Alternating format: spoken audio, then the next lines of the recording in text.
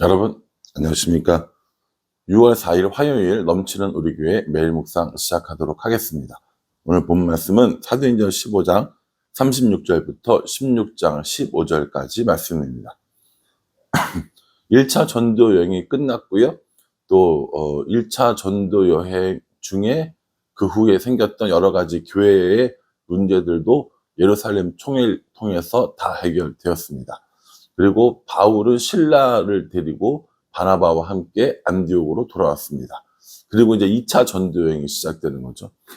성경이 친절하게 우리에게 바울의 2차 전도 여행이 시작됐습니다 라고 알려주면 좋은데, 그렇게 이야기하지 않고 오늘 36절에 보면은 며칠 후에 바울이 바나바더러 말하되 우리가 주의 말씀을 전한 각 성으로 다시 가서 형제들이 어떠한가 방문하자 하고 이렇게 얘기합니다. 이게 2차 전도행이라는 걸 눈치채야 되는데 자세히 읽어보지 않으면 그걸 놓칠 수가 있다는 거죠. 어쨌든 이렇게 바울의 2차 전도여행이 시작됩니다.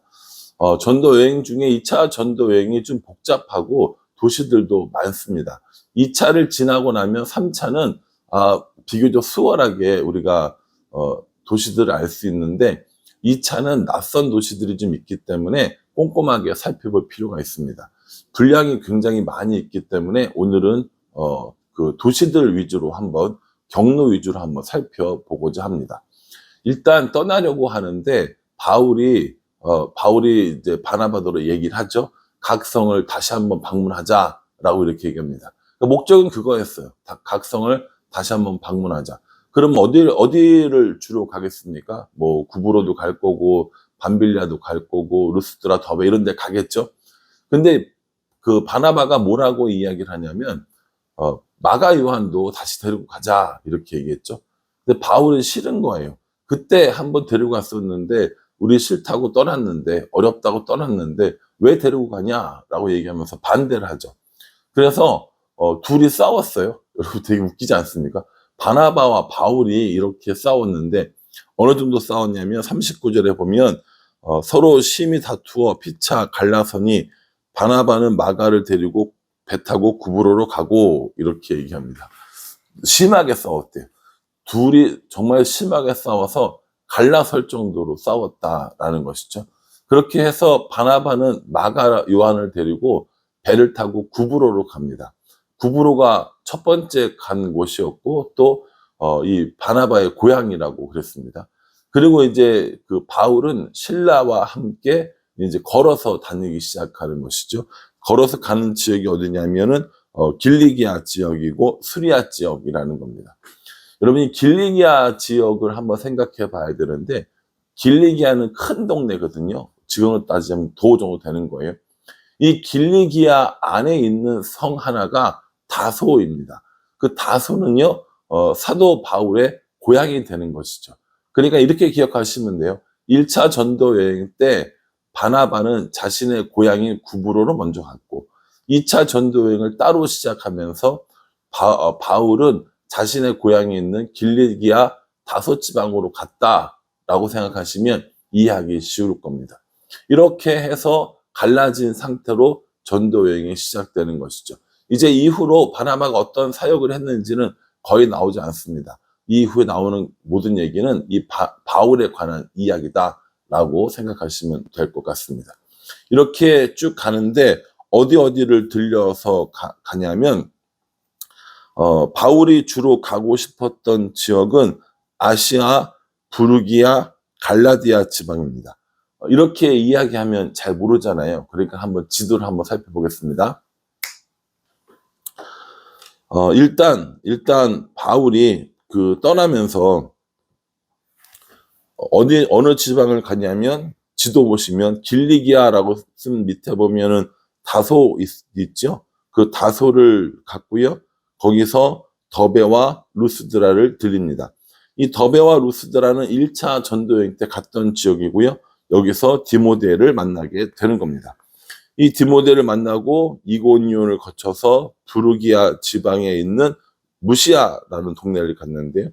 그 무시아에서 오른쪽에 있는 비두니아 지역을 가고자 했으나 하나님의 성령이 또 예수의 영이 막았다고 그랬어요. 그래서 어디로 가냐면 그쪽으로 안 가고 드로아 지방으로 내려가게 됩니다.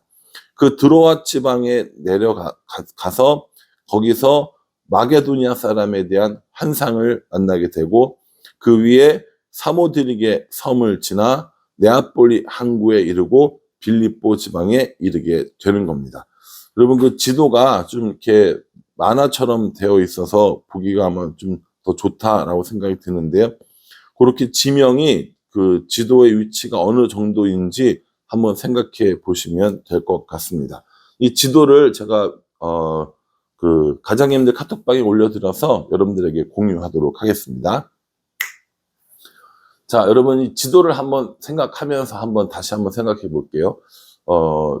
안디옥을 떠났어요. 수리아 지역이고 또 길리기아 지역입니다. 다소를 거쳐서 루스드라와 더베를 갔다고 했어요. 거기서 누굴 만납니까? 디모데를 만나는 겁니다. 바울의 가장 큰 동역자이자 영적인 아들로 불렸던 이 디모데를 만나게 됩니다. 사람들이 어떻게 이야기하냐면 바울과 바나바가 1차 전도행에서 루스드라와 더베 지방을 다닐 때에 이 디모데가 예수님을 알게 됐고 또 이제 1차 전도회 끝나고 돌아가는 동안에 이 디모데가 잘 성장했고 다시 디모데를 만나게 되면서 전도여행에 같이 가게 됐다라고 이렇게 이야기를 합니다. 그래서 바울은 어느 지역을 가기를 원했냐면 아시아 지역을 가기를 원했습니다. 그러니까 아시아 지역이 어디냐면 지금 바울이 다니고 있는 그 지역이 아시아입니다. 우리가 살고 있는 대륙을 아시아 대륙이라고 하잖아요. 그러니까는 사람들이 이 아시아라고 이야기하면 우리가 살고 있는 뭐 인도, 중국, 우리나라, 일본 이쪽을 생각하는데 전혀 다른 방향이고요.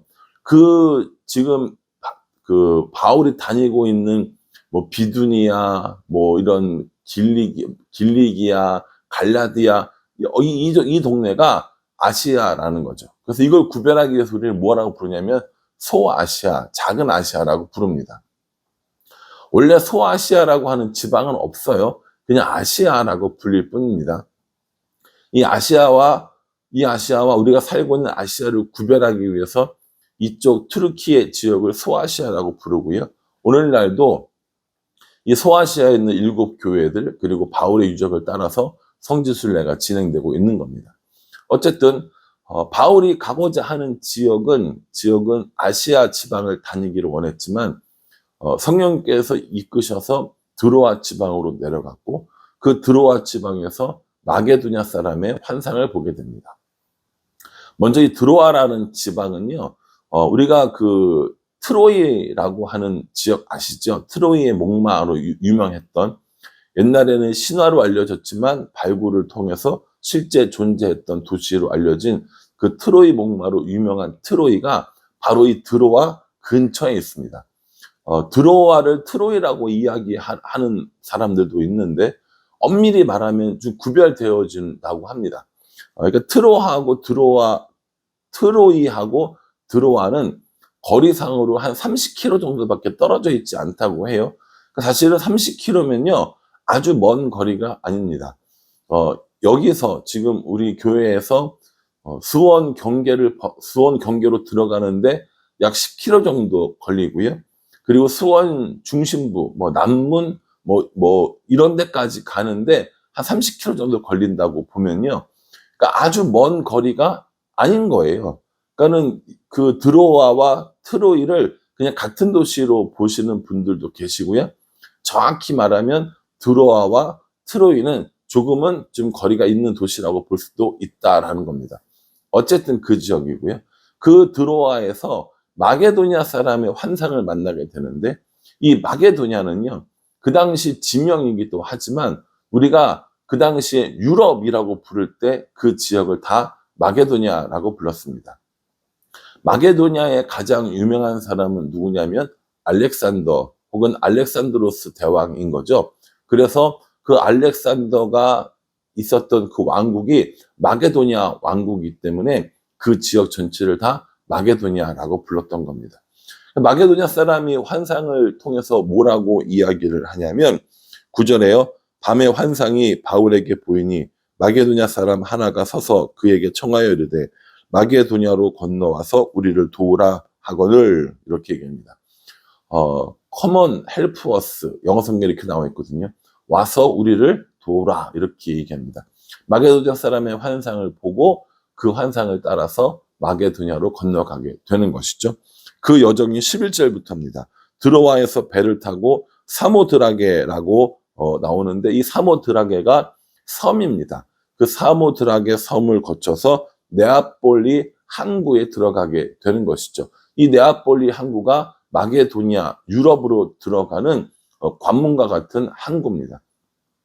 여기서 나오는 그 사모드리게 섬이나 네아폴리는요, 오늘날 에게해에 속해 있는 그 지역 이름이거든요. 에게해는요, 전 세계에서 아주 아름답기로 유명한 바다입니다. 많은 섬들과 또 이런 그 풍광들로 인해서 아주 아름답기로 유명한 바다고요. 우리나라의 그 남쪽에 있는 다도해 한려해상 국립공원을 동쪽에 있는 한국에 있는 에게해라고 이렇게 부른다고 합니다. 그 정도로 아름다운 곳이라는 거죠. 이 아름다운 에게해에 있는 사모드라게 섬, 그리고 유럽에 들어가는 네아폴리 항구를 거쳐서 빌립보 지방에 이르게 된 겁니다. 왜 빌립보 지방에 이르렀느냐? 마게도냐 지역에서 가장 큰 성이 빌립보 성이기 때문입니다. 이 빌립보라는 이름 자체는요, 알렉산더 대왕의 아버지였던 필리포스 2세의 이름을 딴 겁니다. 필리포스 2세라고 하는 이 알렉산드로스 왕이요, 아주 영토를 확장시킨 그런 왕이었는데, 이 알렉산드로스가 자신의 아버지가 자꾸 영토를 확장시키는 것을 보고 자신이 확장시킬 영토가 없을까봐 조바심을 내고 화를 내고 심지어 독살했다라고 하는 이런 이야기도 정설은 아니지만 야사로 있을 정도이니까요. 이 필리포스 2세도 대단한 사람이었다는 거죠. 그래서 이 알렉산드로스 황제가, 그 대왕이 나중에 아버지의 이름을 따서 빌립보라는 그 도시를 만들었고요. 이 빌립보 도시는요, 후에, 그러니까 그 로마가 이 전체 주도권을 잡고 바울이 빌립보를 점령했을 당시에는 로마에서 퇴역한 군인들, 아주 높은 장군들이 휴양처로 삼는 도시였다고 합니다. 이 휴양처에 사는 퇴역한 군인들이 할 일이 뭐가 있겠어요? 자신들의 무용담을 이야기하고 자신들의 과거의 영광을 생각하고 이런 거 할 거 아닙니까? 그러다 보니 자신이 얼마나 높은 사람인지를 나타내기 위해서 특별한 어떤 아이템들을 갖고 싶어 했는데, 그 대표적인 것들이 옷이라고 합니다. 그 옷이 그 장군들의 신분과 능력을 나타내는데, 그 장군들의 신분과 능력을 나타내는 색깔이 바로 자주색이었다는 겁니다. 그래서 그 자주색을 염색하는 것들이 굉장히 힘들었는데, 그 자주색 옷감을 파는 사람이 누구예요? 루디아라는 겁니다. 그 루디아가 그 빌립보 성에서 자주색 옷감을 파는 장사를 하고 있었고, 이 사람을 하나님을 경외하는 이방인이었다는 겁니다. 그래서 안식일에 몇몇 여자들이 기도처를 만들어서 강가에서 기도하고 있을 때 안식일에 기도하러 나온 바울 일행과 만나게 됩니다. 그리고 거기서 세례를 받게 되고요, 그 루디아의 집에서 교회를 만들게 됩니다. 그것이 바로 빌립보 교회고, 이것이 최초로 유럽에 세워진 교회가 되는 겁니다. 사실 내용이 분량이 굉장히 많고 지도도 봐야 하고 이런 것들이 있기 때문에 쉽지 않다는 건 알지만, 그래도 이번 기회에 한번 바울의 발자취를 꼼꼼히 밟아보는 건 굉장히 좋은 일이라고 생각합니다. 저는 이 말씀을 보면서 바울처럼 하나님의 성령의 인도하심을 따라 가는 삶이었으면 좋겠다라는 생각을 합니다. 저희가 네팔을 가고 일본을 가잖아요. 그럼 그럴 때마다 참 느껴지는 게 뭐냐면, 야, 정말 하나님이 인도하시는구나, 성령님이 만나게 하시는구나, 이런 생각들을 참 많이 하게 되거든요. 그런데 그것이 선교지에서만 일어나는 것이 아니라 우리들의 삶 가운데서도 그런 일이 일어났으면 좋겠습니다. 그래서 저도 그렇고 여러분들도 그렇고요. 언제 어디서나 성령님의 인도하심을 따라, 하나님의 인도하심을 따라 살아가는 우리 모두가 될 수 있기를 주님의 이름으로 축복합니다. 기도하겠습니다. 하나님, 성령님의 인도하심을 따라 이제 유럽으로 마게도니아 성으로 가게 되는 바울의 모습을 봅니다.